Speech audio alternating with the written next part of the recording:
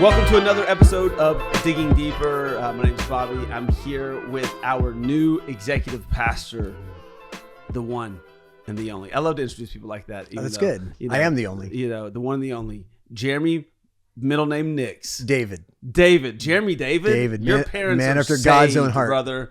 Right there. It just feels good. Yes. Well, Jeremy, a couple quick questions. Yes. Before we jump into the thoughts today. One, have you ever been on a podcast before? I have been on multiple podcasts. Multiple podcasts. Watch yourself. Watch yourself now. None like this though. There's no podcast like this podcast. Quite like Digging Deeper. Yes. All right. So just real quick, give us a little introduction of who you are. Sure. And yeah, we'll jump in. So my name is Jeremy, and first and foremost, I'm just me. I'm a 40-something-year-old dude who's... You don't want to specify what the... I'm 47, but what if they watch this in a year? Then they're going to be like, wow, 47. And then they're going to see me in person and be like, exactly. There's no way he's 47. Can't have that. No, because at 48, everything falls apart.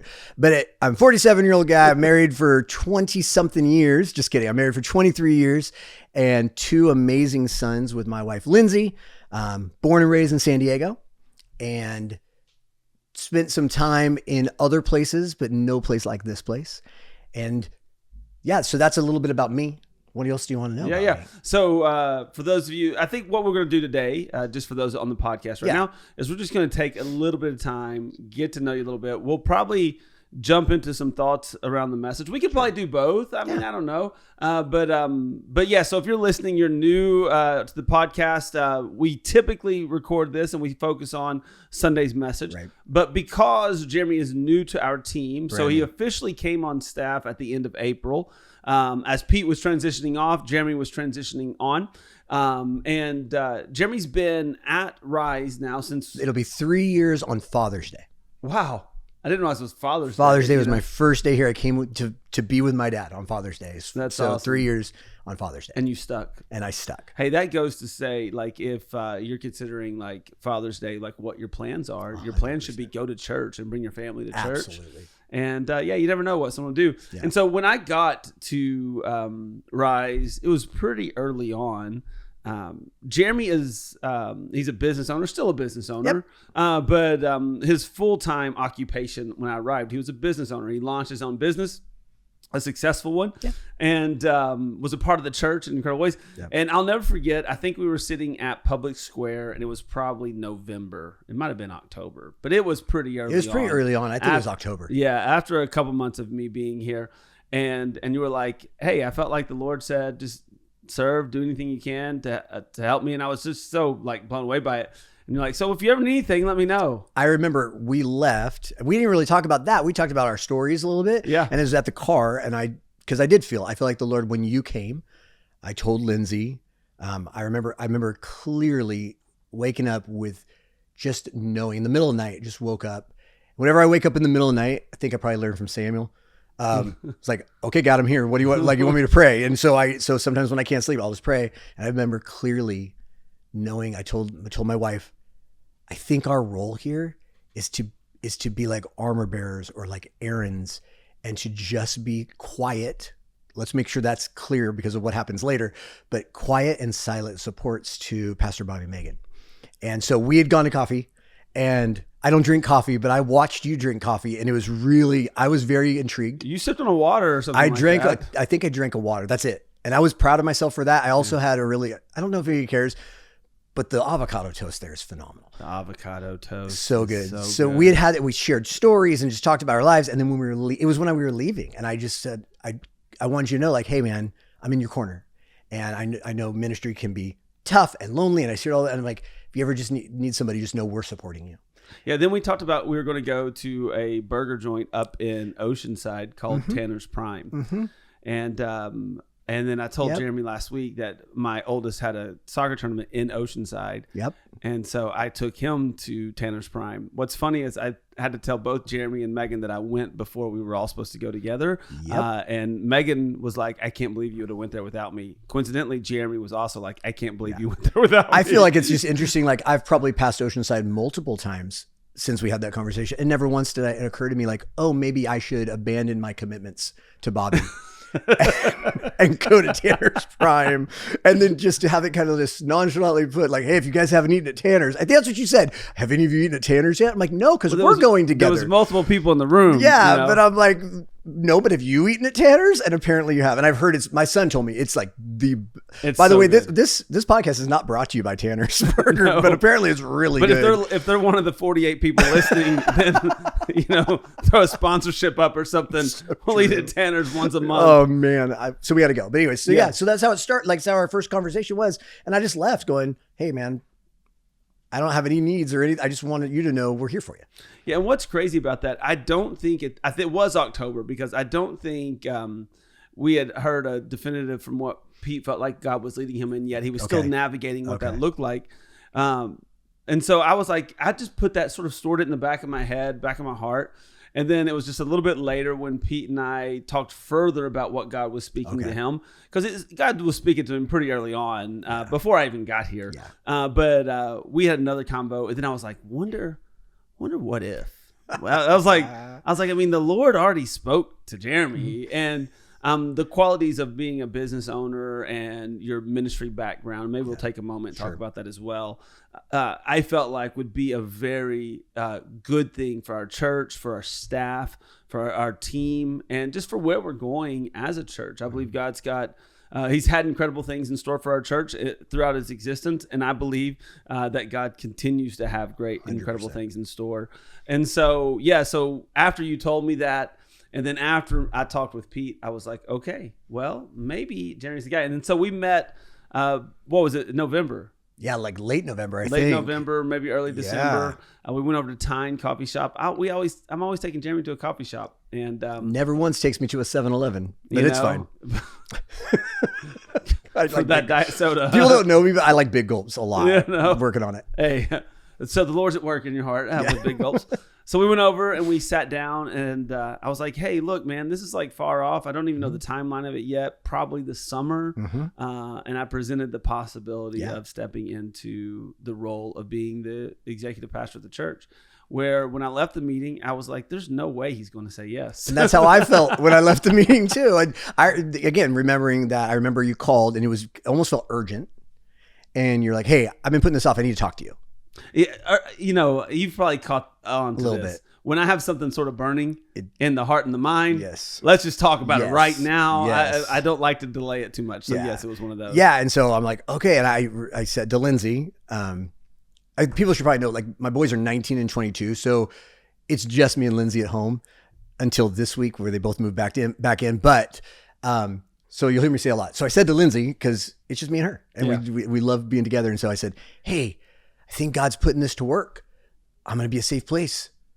Bobby's got something on his heart that he needs me to pray for him about. I'm just going to support him in it. Literally, that's what I said. Drove and met you. I'm like, I got to go now. I can't wait to help him. Yes. I'm like, I got to go now. And then when you shared, well, it was funny. I think, as I said, hey, if you're wanting an answer now, the answer is no. And you're like, oh, well, I'm not actually offering you anything. That's how it went. Exactly you're like, well, they're not I don't have anything to offer. I just want to tell you the scenario that we're in. Yeah, because at that point, Pete was still in search of what is God doing? What's next? Yeah, God hadn't even revealed to him Woodland as an option yet. No. We were still a few months away from that. And so I was like, okay, good. Because to me, it was like, no way. And God's opened this door for these business that we run and all these things, and I'm just here to be a support. So I also walked away and thought, yeah, this is not going to happen. Yeah. And I came home back to Lindsay and said, this is what she goes, did he talk to you about potentially coming on staff? I just feel like that's why he wanted to talk to me. Oh, so she picked up on it right away. And I'm like, why didn't you say something before I left? I was completely unprepared. Even as you were sharing with me at lunch or at coffee, even as you were sharing with me, I did not pick up on it until right at the very end when you're like, so I'm thinking that maybe I just feel this in my spirit, in my gut, that maybe you're right for this. I went, oh, no, not this guy. that was, and she was like, yes, I totally think so. I think that God prepared Lindsay before he prepared me. He prepared you before he prepared me. Would you let me in? Let's pause right here in the story. Yes. So, you have ministry in your background. You're not Yes. just a business owner. Yes. And so give the just the 2-minute like brief background to like Sure. what it was like early ministry. Yeah. early. So I was a youth pastor at the age of 19 years old. You knew everything. I mean, at 19, clearly I was super prepared. Yeah. I jokingly would say, like, I'm so thankful for Anthony because he is much wiser than I ever was when I first started. I would never have let my kids go to any youth camp with me, but I'm like, I would let my kids now, even now, I'd be like, you should go with Anthony. Brilliant. So yeah, 19 years old. I was speaking in schools because I have a history with illness. And so getting through the illness that I had as a student, God opened up doors for me to share my story and my testimony in high schools all over California. And then from that opened a door for me to share the gospel, which I was never prepared for. And a buddy of mine said, hey, why don't you come speak at our church after you speak at a school? This is up in Northern California. I'm like, I don't know what to do. I don't know what you're talking about. He goes, just share your story, but tell what God did. You don't ever tell the God side when you're in a school. Tell the God side here, and let's just see what happens. And I was like, okay, I'll do it. And 100+ young people responded to the call and gave their lives to Jesus. And even now, as I'm talking about it, like it gives me, I'll never forget that moment.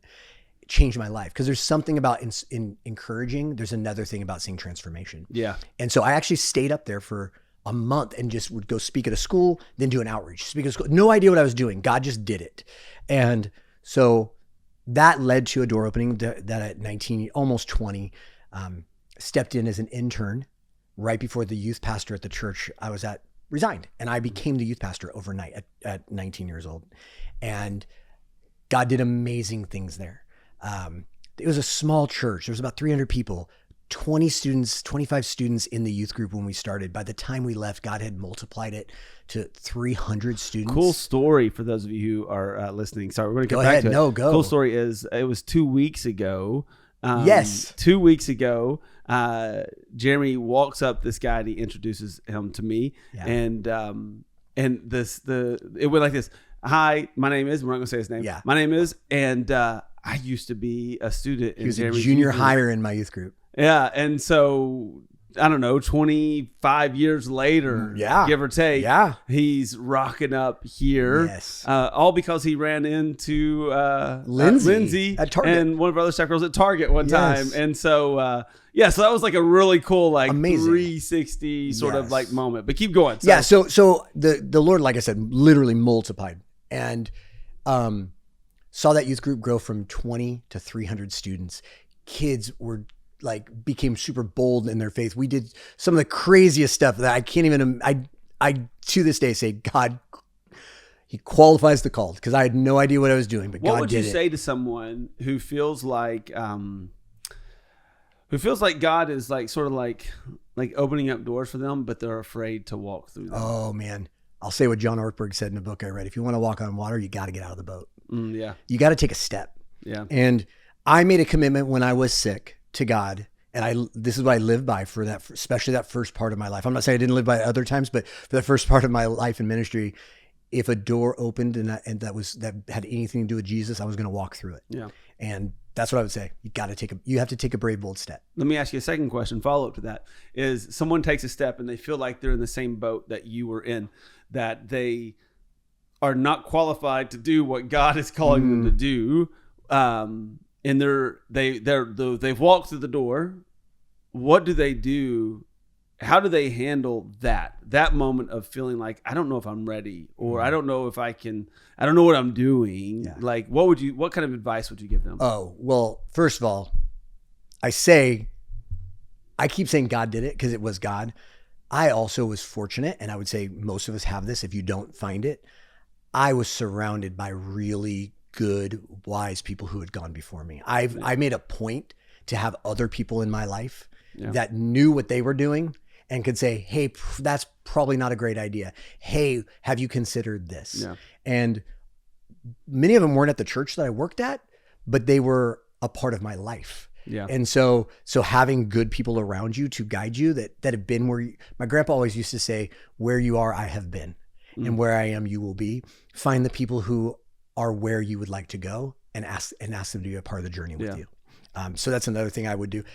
And then I just dove into everything because I didn't know what I was doing. So I dove into every type of learning I could get my hands on. And back then, I'm older than a lot of the people that are on our podcast today, I'm assuming. And back then we didn't have Google or the other things. There's a new one now, Grok or whatever. We didn't have all those things. So I had to read books and I had to literally subscribe to magazines, but I did. So I dove in and learning. Does that answer your question? No, 100% it does. It makes me think about like what you're saying. Many people would know who attend church on Sundays. Last week, we announced that we're bringing on a church planning resident in September. His name's Andy Owen, him and Courtney, planning to plant a church in a couple years. And we're going to be a part of their process of growing and developing. Yeah. And it's exactly what you're talking about. They're surrounding themselves with people who are doing the very thing they feel like God has called them to do. And I would say that walk through the door, but be patient in the process. 100%. Like I think my generation was, and we're basically the same. Yes. I'm technically a millennial. You're technically a Gen Xer, but we both fit in that whole Xennial generation. Yep. But a lot of people around me growing up was like, just jump and don't even care about anything. Yeah. And then I think the modern generation now is more like, don't jump until everything's sorted out. And both of those obviously are the far ends of the spectrum, but they can create a difficult life journey. Yes. But when you mix those two together, walk through the door, have your movement with God, but also don't rush the process. No. I was 40. I don't think you weren't planning to be an executive pastor at 47, but you were planning to be faithful to God. Yes. And you could have probably applied to be an executive pastor when you were 40. Correct. And you probably could have got the job. Right. Like all that stuff could happen. But you just stayed in the process of where God had you and God's worked it out well. When I was young and felt that first initial call, it was probably 2015. I'm going to be a senior pastor one day. And then for like 5 years, I was like, I'm falling behind, man. I'm falling behind. Why? Because I was like, it was that nervousness of like, am I going fast enough? And I think that is... walk through the door, move, but be patient in the process. Trust God. And how many times in the Bible do we see God makes a promise that doesn't, Jesus is one of those promises that doesn't get fulfilled overnight anyways. Yeah. Like long obedience in the same direction is what leads to the fulfilling of God's promises. The whole Hall of Faith in Hebrews 11, all of them died in faith, believing that what God said would come to be. Yes. Abraham is one of them. Elisha, he's supposed to get double the miracles in his life than Elijah. His last one was after he was dead and buried, and a dead body was thrown on his bones, and it came back to life. 100%. Oftentimes that's the story of God. Things don't always happen overnight. No, and even coming full circle back to this with this decision, it didn't happen overnight either. Yeah. And so with that, so as I was in youth ministry, the Lord began to open up different doors. And so I stepped into more, I always used to tell students when it first happened, like, I got to go work with the adults now. Like I had to grow up a little bit and it was a bummer, but stepped into different roles at different churches that were more along the executive team. Yeah. So worked as a media and production pastor for a season because that's my background in schooling is in marketing with an emphasis in media. Then I stepped into a communications role at a church in Washington where I was on the executive team, and we really I oversaw all communications for that church and worked with the entire staff on both internal, external communications. How are we going to reach people in our community? And how are we also at the same time going to help the people within the church body to be a part of what God's doing here? So I did that. And then I came back and I worked at a local church here in Chula Vista for 4 years before I stepped away for a season into law enforcement. Because that's the obvious next step, it right? Is. It's like I've done some executive pastor roles in churches, communication roles, some production, and now I'm going to go be someone in the law enforcement. And that's a longer story than we have today. Yeah, we don't have time for that one. No, but I did that. But you did that for a season, and then sometime after COVID 2021, launched your business. And here we are today. And here we are today. April 2025, step back into ministry. And you were still doing ministry stuff. To clarify, yes. Here at the church, you were one of the main youth leaders serving and helping Anthony. You were a part of life groups, and you're a part of. We were in Kidsmen for a year and a half, I think, doing 4th and 5th grade. We've always been involved. One of the things that I really do think is important to clarify is, out of that stepping into the law enforcement position, it would never came because I didn't want to be a part of the church. Yeah, I've never had a problem with I love and am passionate for the local church. Never felt burned or scarred by. The truth is, I don't think God would have highlighted you for this role if you would have had that kind of relationship with the local church. Yeah. I believe that the local church is so important. It can impact its region, its city, in significant ways. I believe is there times when the local church messes up 100%, right? But I still believe God uses 100%. The local church in a powerful, powerful way.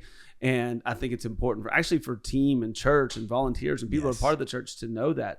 No, we're not perfect, but though God is coming back for his church that, without blemish, spot a wrinkle, like there's something there, but the local church is a beautiful thing that God's orchestrated. And I am passionate about the local church.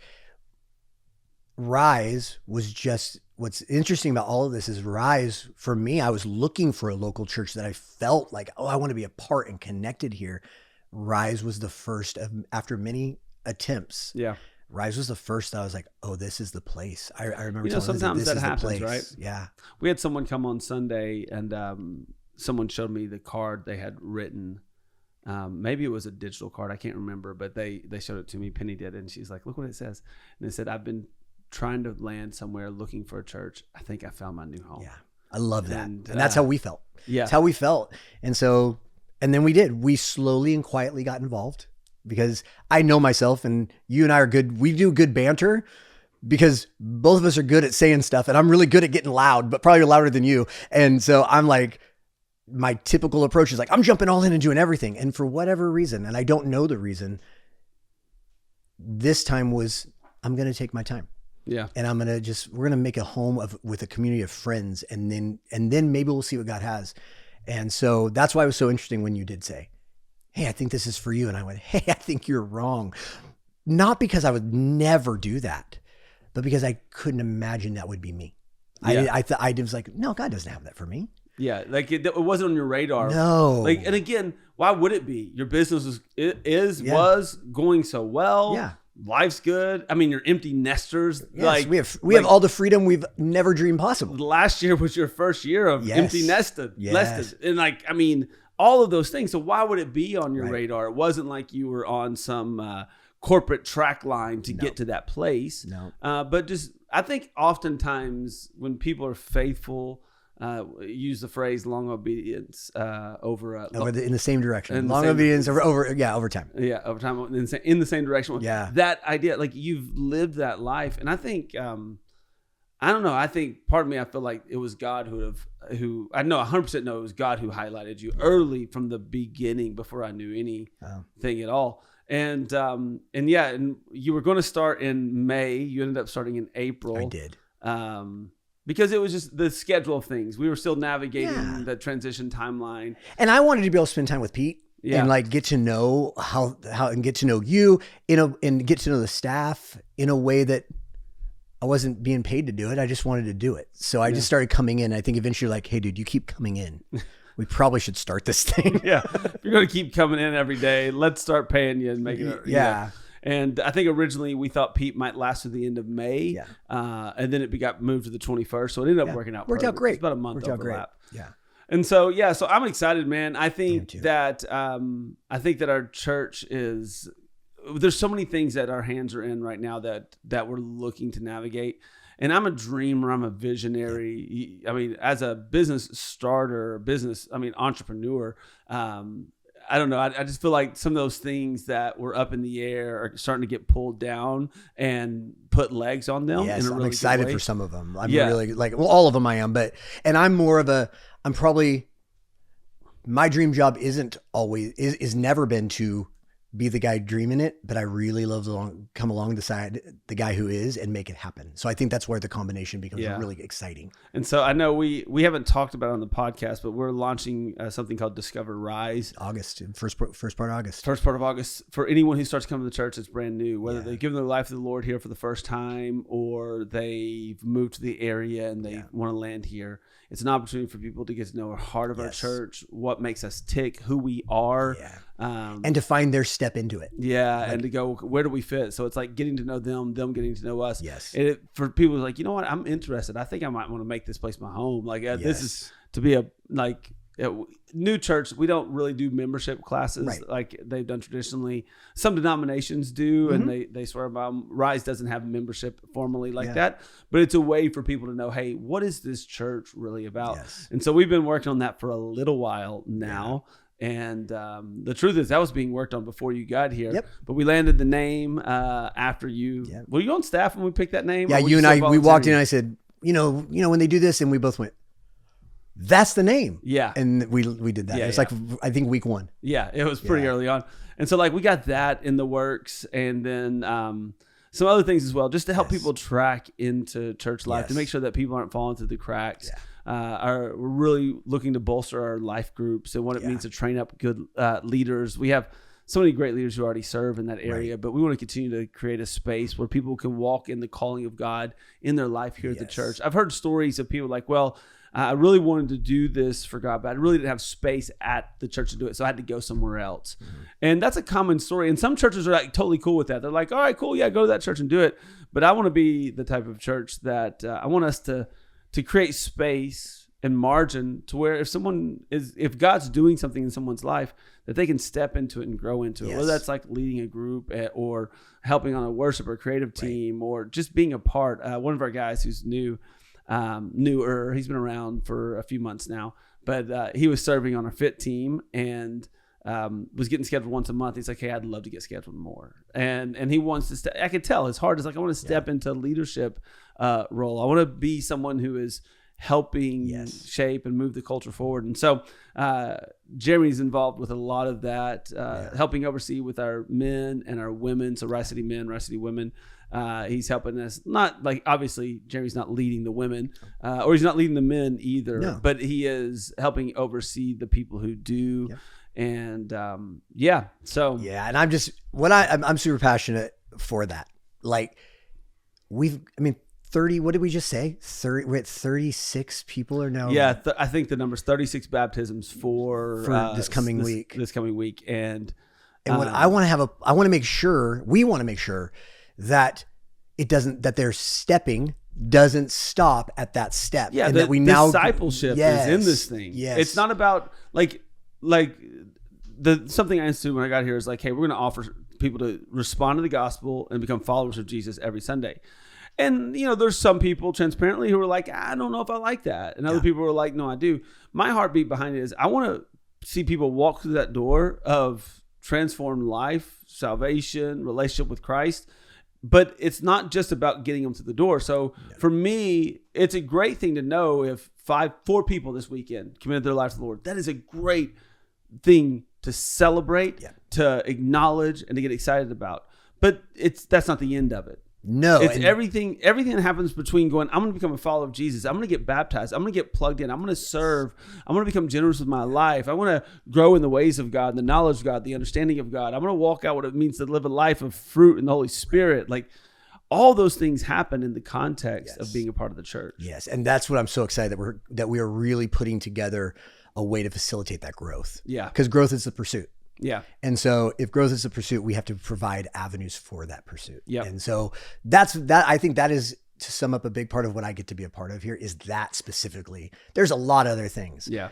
But that's probably the one that right now we talk about Discover Rise. We talk about groups that for those of us that are pursuing growth, which we value, we have an avenue for you to do that and a way for you to do that. And I just think I'm pumped because I would love to see by this time next year 100 people getting baptized. Yep. And 100 of those people getting into small groups, and then they're all serving, and then some are leading, and that's the beauty of what. And not just serving here at the church, to clarify, serving the Lord in their community. our community, the world, serving in the church. Yeah, Yes. 100%. That's Yes. part of it. We serve, but also as our church serves, whether it's serving in Guatemala or serving Yes. in local here in San Yes. Diego or serving on a Sunday. 100%. All of those things are good and godly things. So I'm excited for the future. Jeremy will be hosting Digging Deeper a bit more this summer, just as, we're jumping into it so you guys can get to know him better as well. So let's take the last 10 minutes of this podcast and jump into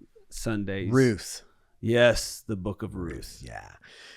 I was sharing with you before we jumped on, out of everything that you shared, what I loved and what really stood out to me, even as it relates to my story to getting to this point, is that when we have hope, that hope is backed up by or made evident through action. And I was challenged personally because I have to ask myself, so if I really do have hope in Jesus, why am I not taking action on that? Yeah. In what ways am I not taking action? Like, here, but am I doing it here? Am I doing it here? And so that to me, when you talk about Ruth and her story, man, just hope backed up by action. I didn't even have time to get into it yesterday, but Ruth going to the threshing floor, and I talked about it. It's scary. It's a sketchy place, whatever. A lot of things could have went south big time there. She could have showed up and Boaz could have made a bigger scene about what's going down. And then it would have actually cast dispersions on her character. Yeah. On top of that, if she would have been seen, cast aspersions upon her character. Yeah. She's asking for something very specific, like put the wing of your the cloth over me, like your garment over me. There's symbolic when it's like, I think it was in chapter 2 when it specifies that she came here to be under the wings of God, of the Lord. Yeah. And so the symbolism there, the nervous energy that could have been present, the possibility of rejection was there. So many things. And at the end of it, so she does all the things, and then she lays at his feet until morning. And as the sun comes up, before anyone really wakes up, she gets up and she's going to leave. And Boaz stops her, and he takes 6 big scoops. And whatever she was wearing, it was obviously long and flowing, and it had a lot of fabric to it, because he takes 6 big scoops of barley, of grain, and he measures into her garment, and she goes home carrying it. Yeah. And that's actually, like, Naomi was excited about, like, what could the possibilities in the beginning of chapter 3.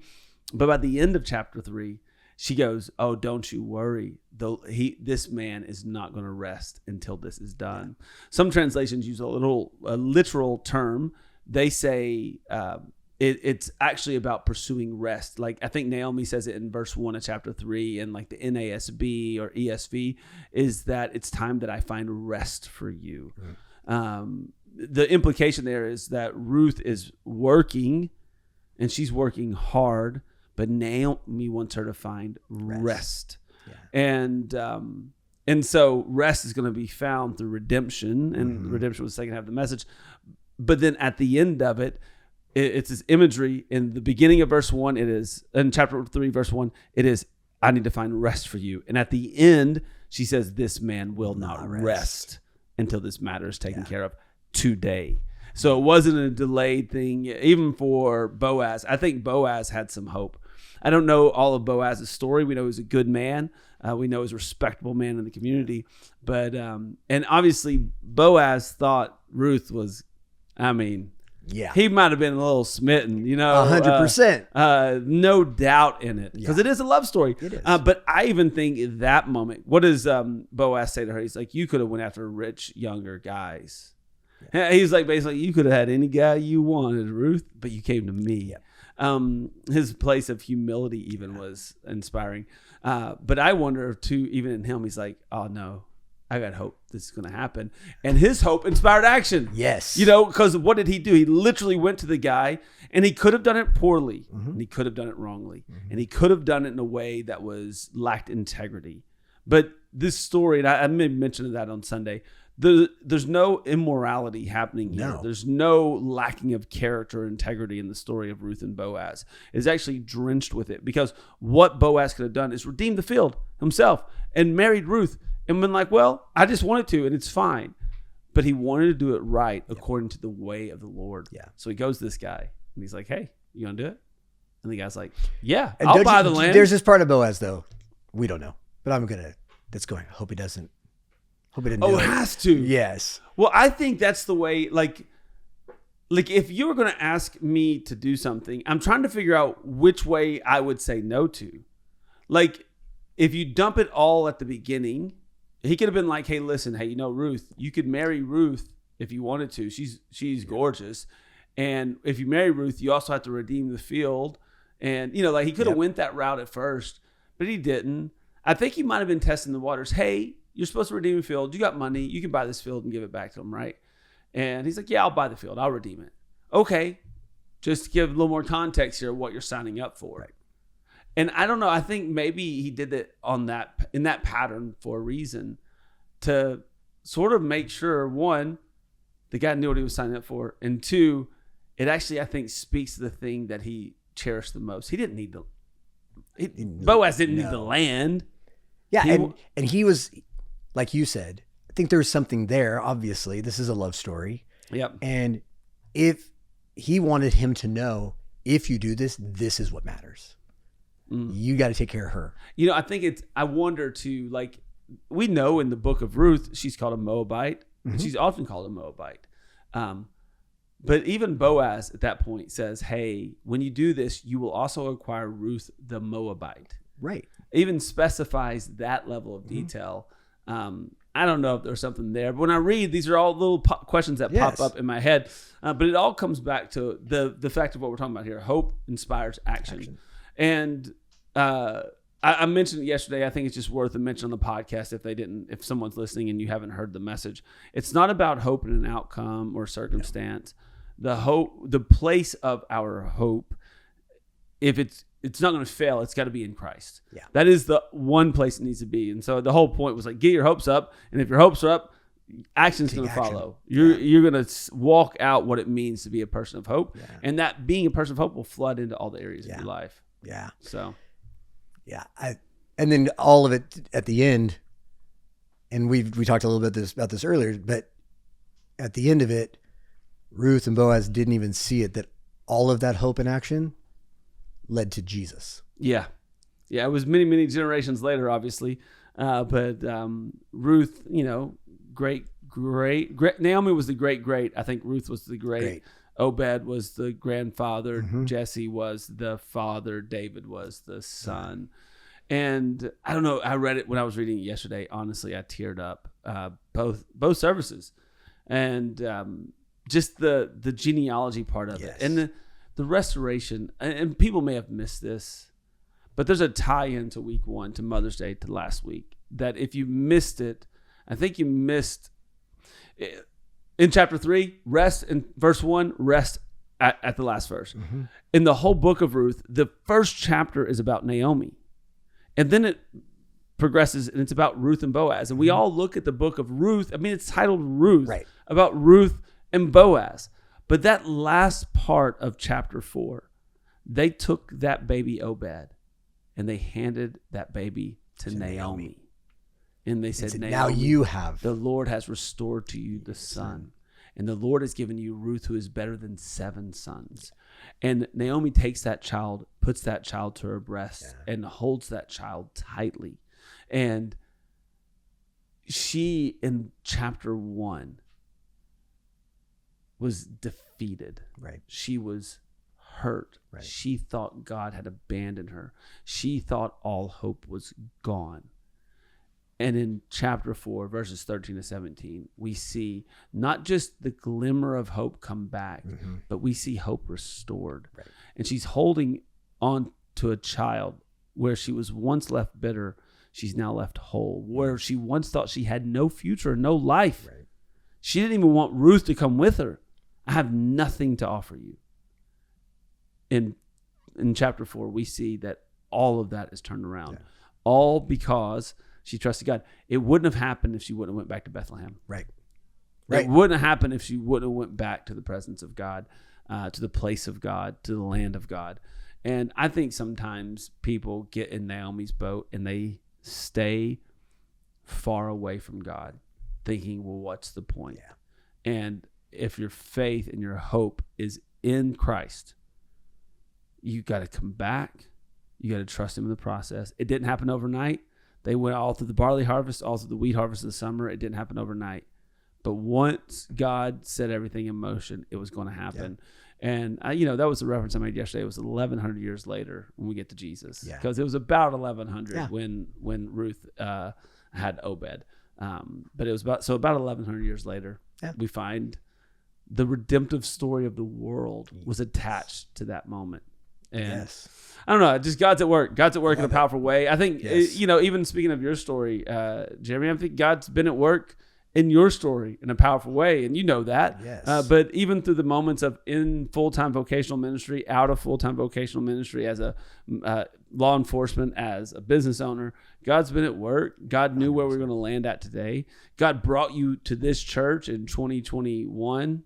I keep saying it wrong. 22, I think. 2022. God brought you here. I don't think you came here just because your dad and mom went to church here. No. I think God brought you here because God knew he was putting the chess pieces in place long before anyone even knew I was going to go down. Because if God would have told you in 2022, hey, I want you to get a rise because in 3 years you're going to be the executive pastor there, you'd have probably been like, I'm not doing that. Nope. I'm not going there. What are you talking about? No. It wouldn't have made any sense. And there's so many things in all of our journey that we feel hopeless in life. We all have that part of our story too. Yeah. I mean, you've shared parts of your story. There's parts of my story that, how could you not feel hopeless? Mm-hmm. But in those moments where life feels hopeless, and this sounds cliche, but I really mean, like, that's why you have to turn to hope in Jesus. So life is hopeless. So focus on where real hope comes from. Yeah. And know that he works all things together for good. Yeah. Not all things are good, but all things are for good. That was not good what happened to Naomi. There have been things in your life and my life that were not good. Yep. But God orchestrates it all together for the good. Mm-hmm. And he does the same thing for us that he did for her. Yep. And so I love this series. I think you're done with it, but I love it. Yeah, we're done. We're out of the book. We're done with the book. We finished chapter 4. So, and we have a new series coming up, which is going to be really good. Yeah. So this weekend, preaching on Acts chapter 2, day of Pentecost. So that's exciting because it is this Sunday is actually would be considered in the Christian calendar Pentecost Sunday. Just the time from Easter to this day. It's the same time from obviously Easter, the biblical time, to Acts chapter 2, the day of Pentecost. So we're going to sit in that this weekend, and we got baptisms happening at the Bay. Do me a favor, if you're a part of Rice City Church, don't just come to the Bay and skip church on Sunday morning, and don't just come to Sunday morning and skip the Bay. Let's be together for that day. It's going to be a wonderful time. We're going to celebrate so many people getting baptized. Our largest number of people getting baptized in a single day in the history of our church. And that's exciting. And we just had 17 or 16 2 months ago get baptized. So God's doing some really awesome things there. So we're going to do that on Sunday. And then starting on Father's Day, I'm kicking off a series on the patriarchs, Abraham, Isaac, and Jacob. Which I'm excited about because that is some of my favorite. Oh, it's that's like you can't how that's like so. Do you great. ever watch like mini series and stuff like that? A limited series on Netflix. To me, that's sort of how I'm approaching this. Yeah. So like I don't know, almost like I did with Ruth here. It's going to be we're going to walk through the story of Abraham, Isaac, Jacob over the course of probably 7 weeks. Yeah, could be 8 when it's all said and done. There'll be some breaks in there in between. But that's going to be it's a crazy ride. Yeah, their stories are crazy rides. So crazy stuff, man. Some of the like, if anyone says the Bible's not interesting, it's like you've not read the very first book. Yes, read Genesis and tell me again that it's not interesting. Everything you can imagine is in Genesis. It's going to be a lot of and intrigue. I was saying it's going to be a lot of he did what? Oh yeah, that's going to be a ton of that. So much, and so. We're kicking that off on Father's Day. It just felt appropriate, the Patriarch series on Father's Day. And we'll run that throughout that little limited series throughout the summer. Love it. And so good times ahead. I'm excited. I'm excited. Well, thank you guys for tuning in today for another episode here of Digging Deeper. We look forward to seeing you back here on the podcast next week or Sunday at church. Have a great week, and we'll see you guys next time around.